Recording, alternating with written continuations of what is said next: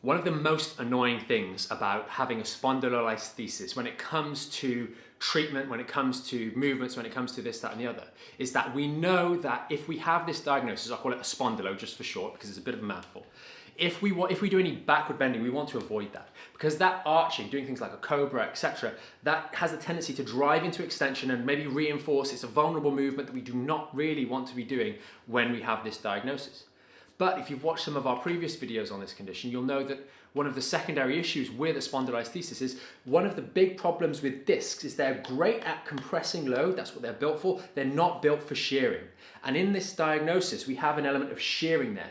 So we have two issues. We have a want to avoid extension to compress the facets and create more of that nasty force that drives the vertebra forwards. But we also want to avoid flexion, which is often the bit that's missed, because that's going to squash down on the disc and create more trouble. And it's not only squashing, but it's squashing with shearing, which is a combination that is not going to be particularly good for your disc. It's going to be unhappy about doing that. And quite often, in a lot of cases, it's an irritation of that disc having to deal with that load, which is the reason you got your symptoms in the first place, not the spondylolisthesis per se, the forward slippage, but it was the forward slippage and then the forces on those discs that created continuous repetitive injury, which led to the symptoms and the aggravation, etc.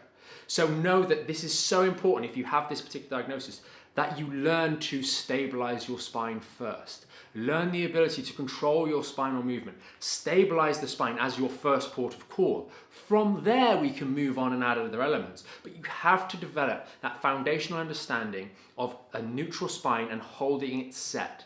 We find that members that do this best with this diagnosis, it really is a little key that unlocks their progress and allows them to make significant gains in improvement in the amount of things they're able to do, in the amount of load they're able to tolerate, and fundamentally in the amount of things they're able to do on a daily basis that they enjoy, getting fundamentally back to doing all of those other things that you would expect a normal person can do. Because again, as we've said a number of times, and we will go into in this last video, so the next one, so make sure you're following our channel for that one. But fundamentally, you will have had this diagnosis and be living a normal life prior to the point at which you've found out about this spondylolisthesis. So if we do the right rehab, strengthen things back up, we can go back and enjoy life and do all the things we want to do again in the future in the majority of cases.